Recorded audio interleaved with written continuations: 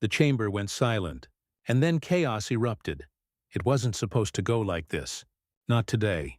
Not in this hearing. Not in front of the cameras, the country, the world. But there she was, Jasmine Crockett, seated calmly beneath the harsh fluorescence of the Senate hearing room, flanked by grim-faced colleagues, her brow arched with a kind of practiced restraint. And across from her, Senator Tim Scott, posture rigid, voice laced with something smug and simmering. The exchange had started civil on the surface, but beneath it, tension coiled like a live wire. He leaned in, delivering his line like a man certain he was untouchable. "Congresswoman, perhaps if you focused less on appearances and more on the facts, a beat." The air shifted, and then she spoke. "Oh, so now the guy who voted against anti-lynching legislation wants to talk about appearances?" It landed like a slap in a silent room. Heads snapped. Aides froze mid-scribble. The C-SPAN camera panned too late to catch Scott's face fully, but the stunned flash in his eyes told the story. The moment moved faster than sound. A reporter's tweet hit timelines within seconds. Crockett just ended Tim Scott's entire talking point in under 10 seconds. A clip began circulating, no music, no edits, just her voice echoing through marble walls. The word lynching reverberated like a thunderclap from history, dragging the past into the present with unapologetic precision. He blinked, opened his mouth to respond, then closed it again. She didn't gloat. She didn't smirk. She simply turned back to her notes like she'd just corrected a typo. But the moment had cracked open something deeper. By nightfall, headlines blazed across screens. Jasmine Crockett dismantles Tim Scott in viral Senate showdown. The mic didn't drop. She set it down, gently, after torching the room. In barbershops, group chats, and newsrooms across the country, people replayed the clip, dissected the tone, the composure, the fury beneath the calm. Because this wasn't just about a clapback. It was about history answering back. But how did we even get here? The backstory reveals everything. This wasn't just a mic drop. It was a mirror held up to the nation. Because in that clash, those 7 explosive seconds, you could hear the echoes of centuries, of power questioned, of dignity dismissed, of voices like Jasmine Crockett's being told to sit down, smile, and play nice. But not this time, not in this moment, and not with the cameras rolling. Across America, the divide felt sharper than ever. The culture wars weren't just screaming from the sidelines, they were seated in Congress, suited up in committee chairs, armed with prepared remarks and talking points polished to gleam. Every hearing became theater, every exchange, a proxy battle in a much bigger war. Who gets to speak for America? And who gets silenced trying? Enter Jasmine Crockett. A former public defender turned rising political force, Crockett had never been one to duck a fight, especially not when the stakes involved identity, justice, and representation. Young, unapologetic, and deeply fluent in both law and culture, she represented a new kind of leadership, one that didn't wait its turn, one that didn't apologize for its voice, and one that refused to let truth be dressed up in a lie just because the suit fit well. The moment she entered Congress, she brought a different kind of fire. Her speeches cut through the noise. Her clapbacks became canon. And to millions of young people, especially women of color, she wasn't just a lawmaker. She was the voice in the room they'd waited generations to hear. So when Tim Scott tried to dismiss her with condescension disguised as civility, it was more than just a bad faith jab.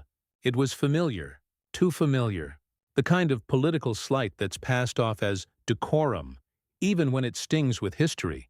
Because Tim Scott wasn't just any senator. He was the Republican Party's lone black face in the Senate. The man they rolled out to argue America isn't racist.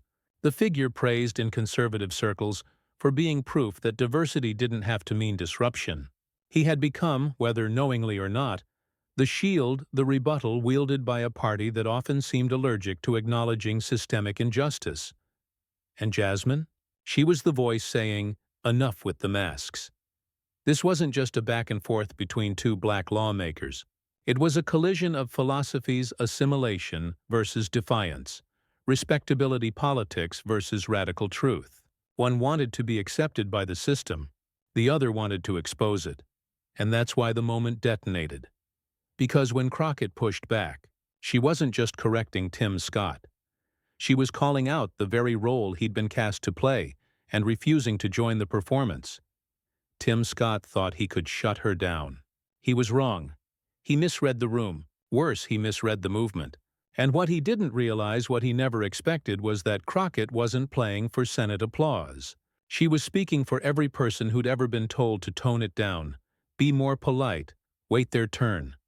Her words weren't calculated. They were earned. But to understand the fire Jasmine unleashed, we have to understand the man who lit the match. Tim Scott knows how to smile for the camera. It's his signature move, soft voice, measured tone, a kind of polished optimism that sounds almost soothing. On the surface, he's the embodiment of the American dream. Raised by a single mother in South Carolina, worked his way up, became the first black senator from the South since Reconstruction. To many, his story is inspirational. But behind the carefully controlled image is a record that tells a different story. Because for all his speeches about opportunity and unity, Scott has built his career by aligning himself with policies and people who've gutted those very ideals.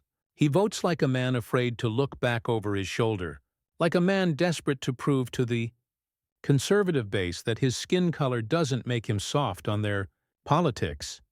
He opposed the George Floyd Justice in Policing Act. He downplayed the role of systemic racism even as protests erupted across the nation. He co-signed the Trump tax cuts, gutted pandemic protections, and stood silently as voting rights were stripped away from the communities he claims to represent. And in 2024, when he stepped into the national spotlight to run for president, it wasn't with boldness, it was with obedience. His campaign, wrapped in platitudes about faith and unity, quickly became background noise. In debates, he dodged conflict, often siding with hard-right positions while pretending he hadn't. He never truly broke with Trump, not when it mattered. His base saw it. The nation saw it. And eventually, so did he.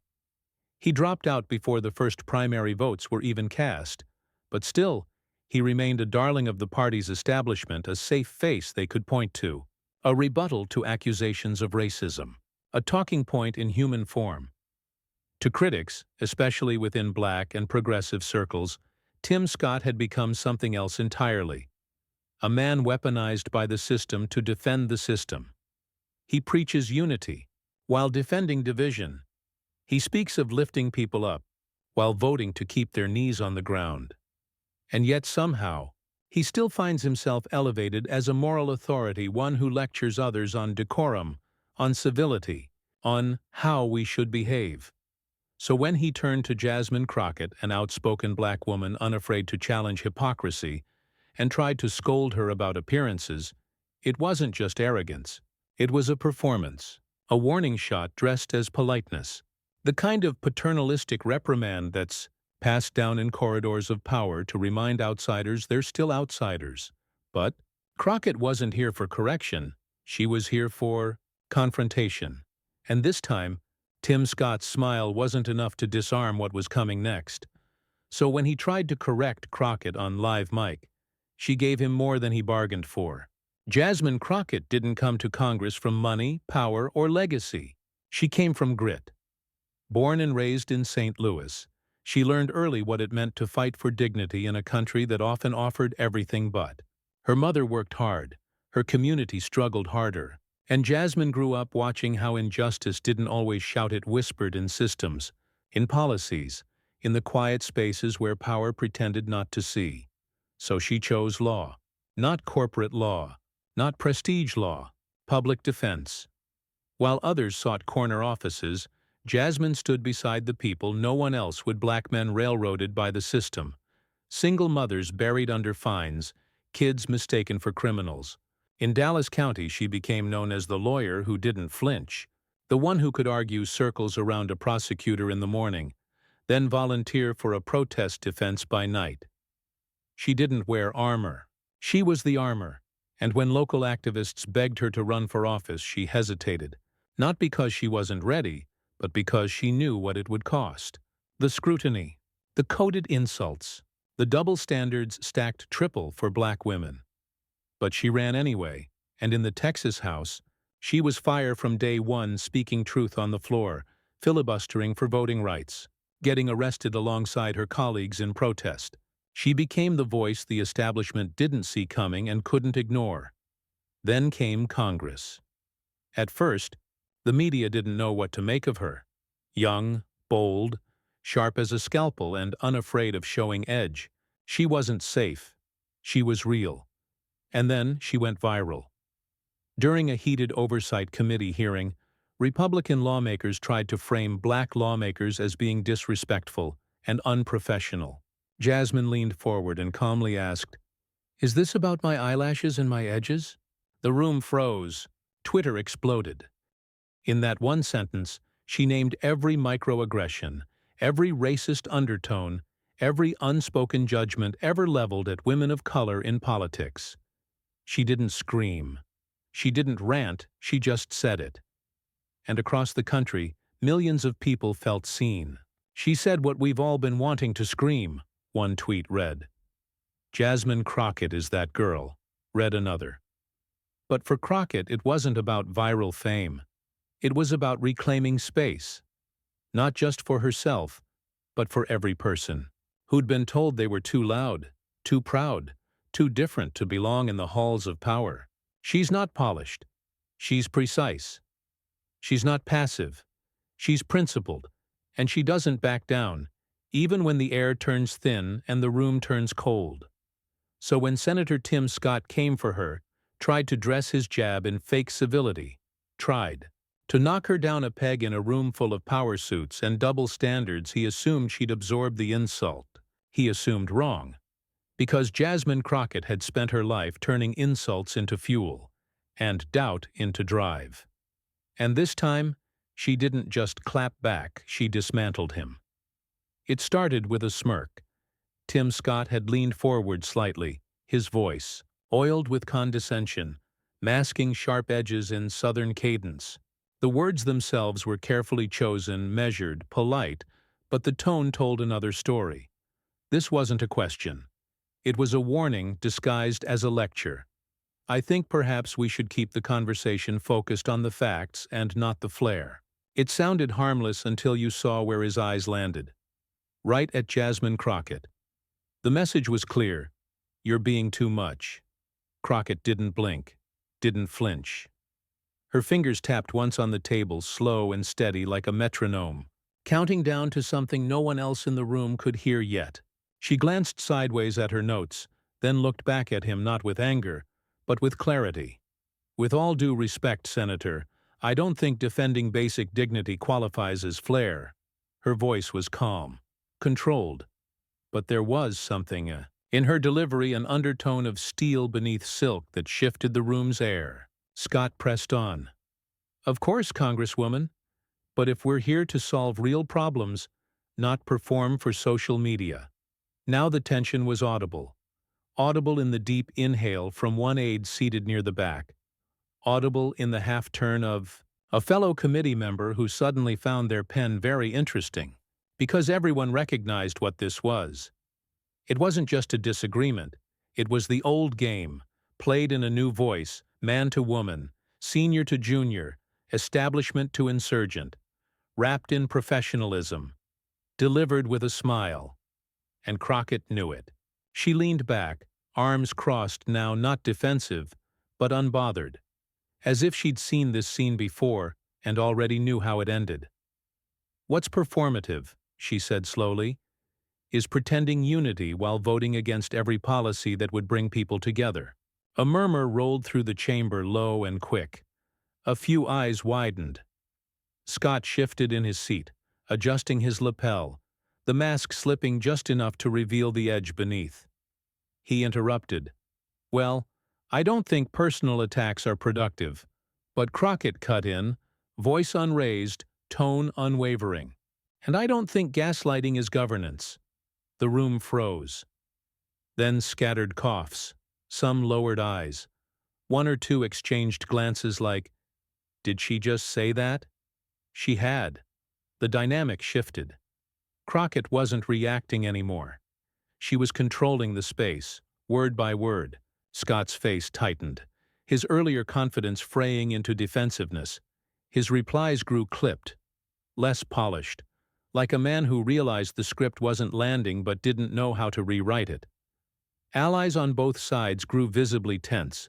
Some senators leaned away slightly as if distance could soften impact. A few looked toward the chair, waiting to see if someone would call time. But no one did, because they all knew this was a moment. And then, she went off script. Jasmine Crockett set her pen down. That single motion, quiet, deliberate, was louder than any gavel. She didn't raise her voice. She didn't need to. The tension in the room had already climbed so high it was begging for release. "Senator Scott," she began, voice clear, measured. "Dangerous? You keep bringing up dignity as if it's your personal brand. But let's be real about what dignity actually looks like." A pause. Just long enough for everyone to feel the weight of what was coming. Dignity isn't smiling while you vote to gut food assistance for children. Dignity isn't nodding quietly as your party strips voting rights from the very people who look like you. And it certainly isn't defending a man who once told 4 congresswomen to go back to where they came from. The words struck like lightning. Audible gasps. One senator's eyebrows arched so high they nearly hit his hairline. Another pulled back slightly as if the air had turned radioactive. Tim Scott tried to interrupt. "Congresswoman, But Crockett raised a finger, calm and surgical. "I let you speak," she said. "Now I'm returning the favor." Her gaze never left him. And he knew then. This wasn't a debate. It was a reckoning. "You say you want to move past race," she continued. "But moving past something requires you to acknowledge it first. Instead, you've made a career out of pretending racism's just a perception problem. That if we smile hard enough, it disappears." Her voice sharpened, just enough to pierce. "But what disappears," she said, "are the lives we keep losing. The policies we never pass. The justice that never comes. That's what gets erased when you make excuses instead of change." Scott shifted in his seat again, his jaw tensed. He reached for the mic, hoping to reclaim control. "Congresswoman, I take offense to—" Crockett didn't miss a beat. "I take offense to your record," she fired back. "To you voting against anti-lynching legislation, and then showing up in rooms like this one pretending to be a moral compass." And then she dropped it. "Don't talk to me about dignity when you vote against our survival." The room broke. There was no decorum left to protect. No script tight enough to contain it. Senators stared straight ahead, some blinking slowly, others frozen mid-breath. Even the chair, usually swift with the gavel, remained silent. Whether out of shock or respect, no one could say. Outside the chamber, the internet caught fire. Clip: "Resist bot Jasmine Crockett. Just ended Tim Scott's entire Senate persona in under 2 minutes. We're watching history." Clip: "A black Twitter unfiltered." She didn't drop the mic. She recycled it because she's responsible like that. Mimi. Crockett's face on a Marvel poster. Snapped harder than Thanos. TikToks layered her monologue. Over gospel choirs. Over Kendrick Lamar beats. Over scenes from Scandal. Millions of views in hours. Hashtags took off. Crockett clapped back. She ate. Mic drop. Monday. Young activists called it the best congressional moment of the year. Older organizers said it reminded them of Shirley Chisholm unbought and unbossed. But for the people watching who had never heard of Jasmine Crockett until that afternoon, it felt like a jolt, a vindication. A moment when someone didn't just survive the system but spoke back to it, on camera, on record, with receipts and righteous fire. And for Tim Scott? There was no spin clean enough to recover. The smile didn't come back. He didn't offer another interjection. He didn't even touch the mic again. Because there's nothing to say when you've just been turned into a soundbite. When you've become the moment, not the victor. And Jasmine? She didn't bask in it.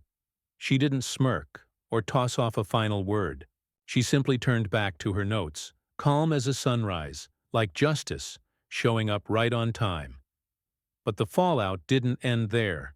Within minutes, the clip hit Twitter like a detonation. Crockett clapback wasn't just trending. It was the internet. The video, raw and uncut from C-SPAN's live stream, racked up 1 million views in under an hour. By nightfall, it had migrated to every corner of the internet. TikTok creators stitched it into reaction edits.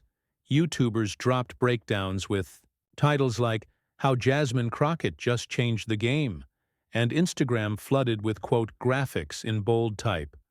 "Don't talk to me about dignity when you vote against our survival." It wasn't just political circles paying attention now, it was everyone. Rihanna reposted the clip with a fire emoji. Taraji P. Henson called it "Black woman brilliance in full effect." Ava DuVernay tweeted, "She didn't clap back. She spoke a truth we've all been aching to scream." Even Trevor Noah, off air for months, popped back in with a simple, "Damn." Crockett 1, Scott 0. But it wasn't just applause. It was awakening. Cable news scrambled. CNN aired the moment in full, panelists stunned into silence before launching into debates on the tone of politics versus the substance of the message. MSNBC praised Crockett's composure, calling it a masterclass in dignity with teeth. Fox News, predictably outraged, was this an unprofessional ambush or a desperate grab for viral fame? But their fury only fed the fire, because while pundits dissected her tone, the public embraced her truth. The hashtag surged across continents. In London, activists quoted her in solidarity protests. In Johannesburg, clips aired on local morning shows. A meme from Seoul had her face side by side with K-drama heroines captioned, "Queens recognize queens." Meanwhile, Tim Scott went quiet. No follow-up statement, no interviews, no clever retort. His allies in the Senate offered weak deflections when asked, changing the subject or citing decorum concerns. A few conservative commentators tried to defend him until fact-checkers tore apart his voting record on live TV. One Republican strategist admitted on Background, "We didn't just lose the exchange, we lost the narrative, because Crockett hadn't just won an argument. She'd crystallized something deeper." In barbershops and college classrooms, on group chats and dinner tables, people weren't just talking about her, they were talking about themselves. Their own dignity, their own exhaustion, their own fire. A high school senior in Atlanta posted, "Watching Jasmine Crockett felt like watching my auntie school a whole nation. I've never been more proud to be black and loud." A Latina organizer in Arizona wrote, "She stood up the way so many of us wish we could at work, at school, in public. She didn't just speak, she validated us." And a viral TikTok summed it all up in 8 words. She didn't just win. She understood the moment. That's what made it unforgettable. Not just the delivery, not just the drag, but the depth, because Crockett didn't just serve a clapback.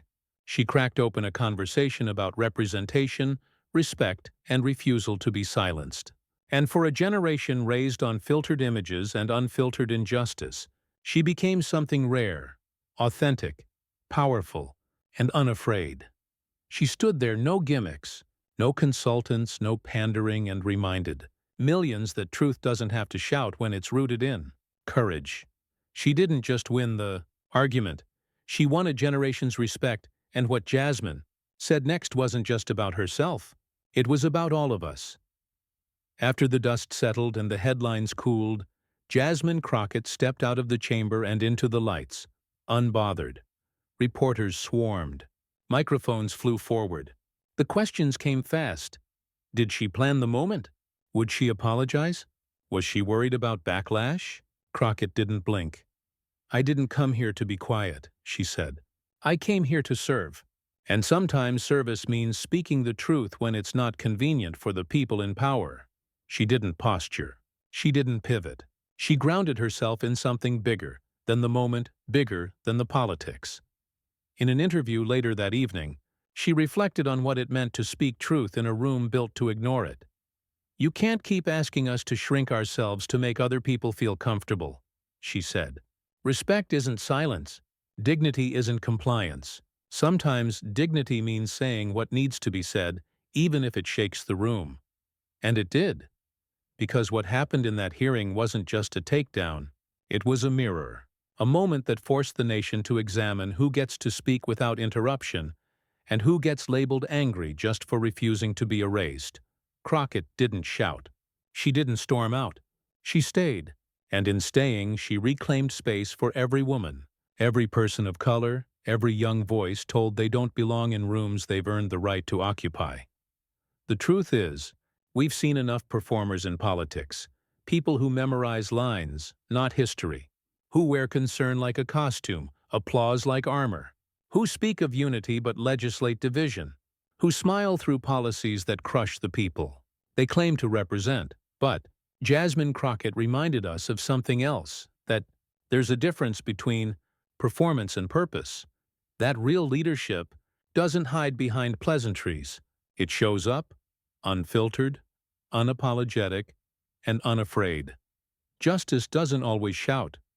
Sometimes it claps back with elegance. Sometimes it takes off the gloves, not to throw punches but to write the truth into the record. And dignity? It's not silence. It's power under pressure. It's knowing you're being watched, judged, dismissed, and still speaking anyway. In that chamber, one voice cut through the noise, and millions heard it loud and clear. This wasn't just a viral clip. It was a declaration. In 7 seconds, Jasmine Crockett reminded the country what it means to speak truth not just to power, but in the face of polished hypocrisy. She didn't flinch. She didn't fold. She rose. And in doing so, she carried the weight of generations who've been told to sit down and smile through the injustice. This moment was bigger than her. It was about all of us, about showing up, even when you're outnumbered, about holding your ground when they try to erase your voice, about proving that dignity is not weakness, it's defiance wrapped in grace. Courage under fire isn't loud, it's steady, and when that courage is met with clarity and conviction, it becomes unstoppable. So if that moment gave you chills, it's time to stand louder with voices like Jasmine's. Drop a comment. What would you have said to Tim Scott? And if you believe dignity should never be silenced, subscribe, because this is more than a story. It's a movement.